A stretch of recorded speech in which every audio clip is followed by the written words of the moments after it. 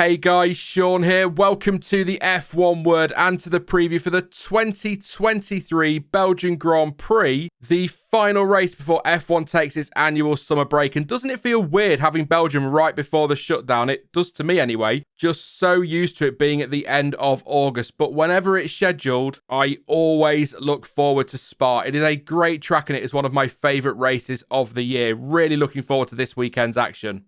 But anyway, enough of all that waffle, or Belgian waffle. Let's not do that today, Sean. Let's get on with the preview, starting as we always do with a look at the circuit and all the usual stuff that follows. So last weekend, F1 was in Hungary, where Max Verstappen narrowly pipped Lando Norris to victory, just the 33 seconds between them. A nice close race in the end, and Red Bull made history by becoming the first team ever to secure 12 successive F1 wins. An incredible run. But now it is on to Belgium for the 12th race of the 2023 season and the third sprint weekend of the year. A lap of the circuit to Spa-Francorchamps, or just Spa for short because my pronunciation is terrible, is a whopping 7.004 kilometers long. That is just over 4.35 miles if you prefer, and is made up of 19 corners with a race lap record of a 1:46.286 set by Valtteri Bottas back in 2018. And come Sunday, we should be set to see 44 racing laps. The sprint on Saturday, by the way, will run for just 15. This weekend, there will be the usual two DRS zones to aid with overtaking. The first run down's the long Kemmel straight between turns 4 and 5. That's Radion and Les Combes if you want their names. And the second zone will run down the start-finish straight. Both zones, by the way, do have their own detection points, which are before turn 2 and the final chicane, respectively.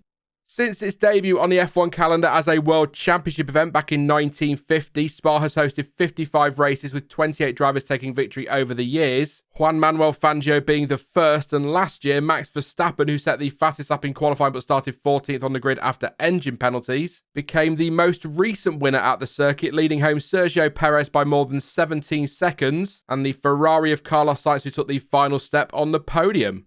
And Michael Schumacher is the driver with the most wins at Spa with a total of 6 wins, his final one being in 2002. If Max Verstappen wins this weekend, he will join Juan Manuel Fangio, Damon Hill and Sebastian Vettel with 3 wins at the circuit each. And if Mercedes pick up the victory, it will be their 8th win at Spa, the last one coming in 2020. The reason I mention all of those is that 6 is the number of dry Pirelli tyre compounds, 3 is the number of dry compounds available across a race weekend, and 8, if we include the inters and the wets, is the total number of tyres in the Pirelli range. That is right, for the first time ever, it is a triple segue into tyre talk time. The final tyre talk for a whole month. However will you cope without them? Just fine, I'd imagine. The compounds available for this one are a step softer than in Hungary, and so they are the hard C2, the medium C3, and the soft C4.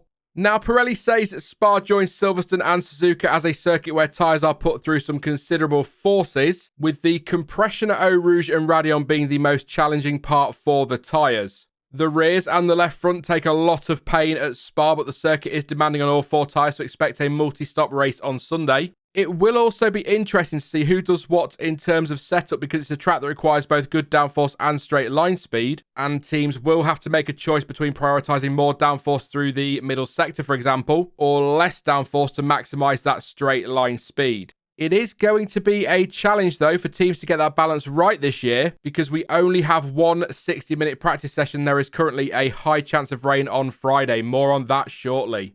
Last year's winning strategy was a 2-stop with Max Verstappen starting on the softs, pitting on lap 16 for a set of mediums, and then again on lap 38 for a second set of the medium compound. Most drivers opting to go with a 2-stop race last season. And last year's fastest pit stop was 2.22 seconds, and that was carried out by Alpine. And according to the FIA summary, most stops in 2022 were between 22 and 24 seconds.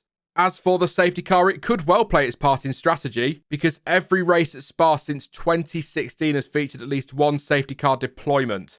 All of that dry tyre talk could well be irrelevant, as the forecast for this weekend looks, well, very wet at times. Well, that's the case as of Wednesday afternoon anyway. The risk of any rain falling on Friday does not drop below 80%, with highs for FP1 and qualifying currently sat at 17 and 18 degrees respectively. On Saturday, the risk of rain is largely the same, with an 80% chance we'll see a shower in time for the start of the sprint race. And on Sunday, there is, as I sit here and record this, a 40% risk of rain with highs of 16 degrees in time for lights out. As always though, that could all change by the time we get to the weekend, and to be fair, as the cliche goes, Spa often seems to have its own climate and forecasts have been known to get it wrong from time to time. I know, right? But we'll find out soon enough.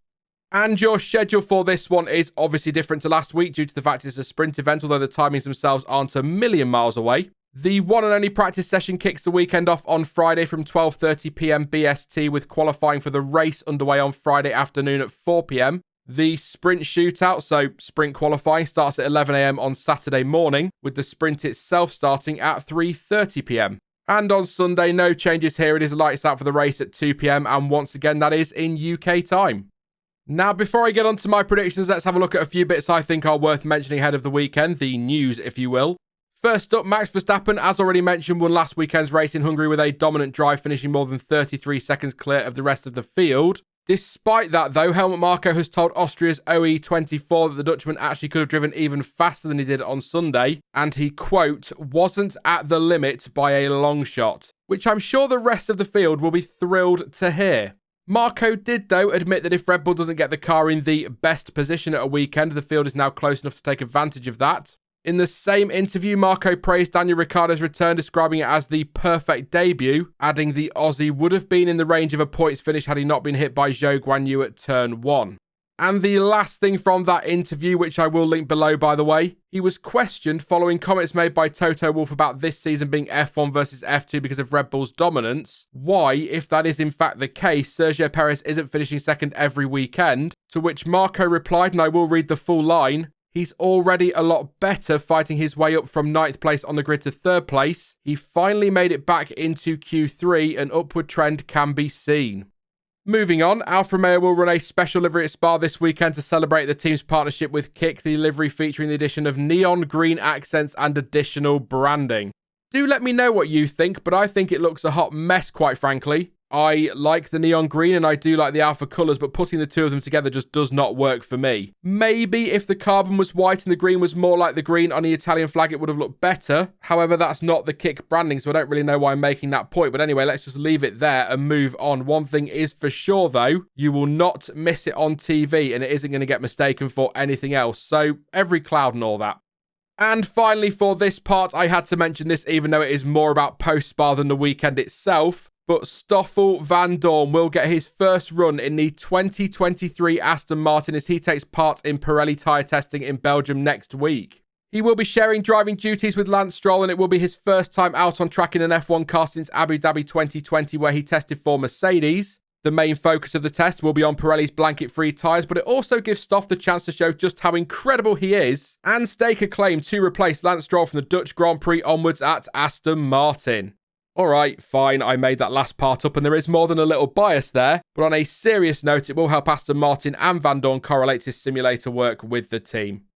Here we go then, time for me to do my usual round of predictions, and as ever, please do not take these too seriously, they're just a little bit of fun, but if you do disagree with my picks, then you can let me know yours in the comment section down below. And last weekend, it all went, okay, I suppose. I was correct on Verstappen for the win and fastest lap. Half a point for Perez on the podium, but one place lower than I'd expected him to finish. And I will once again give myself the point for McLaren being the best of the midfield. However, from this week onwards, I will not class them as a midfield team in these predictions because right now they're not.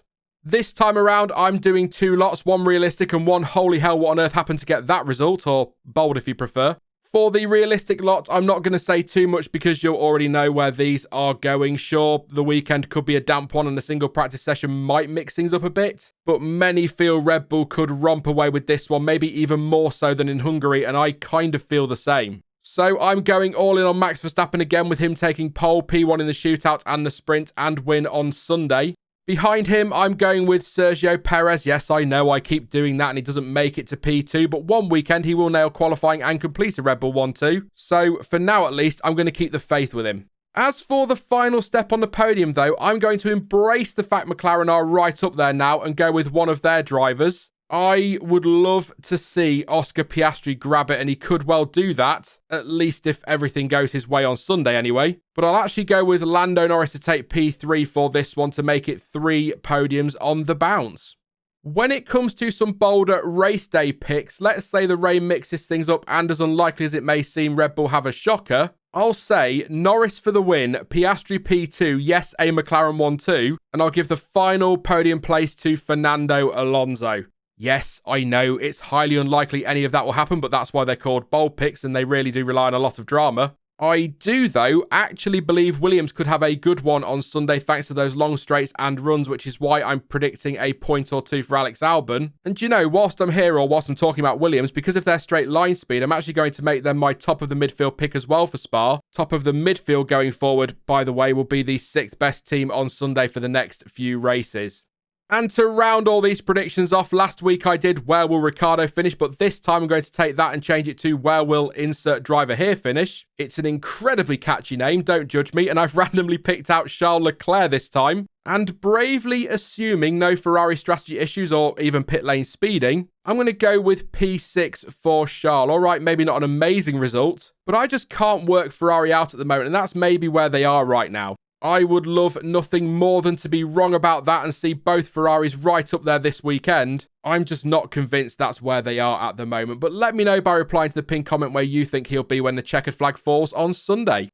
That is it, though, for the Belgian Grand Prix preview, but you can let me know your thoughts and your predictions ahead of the weekend in the comments section down below.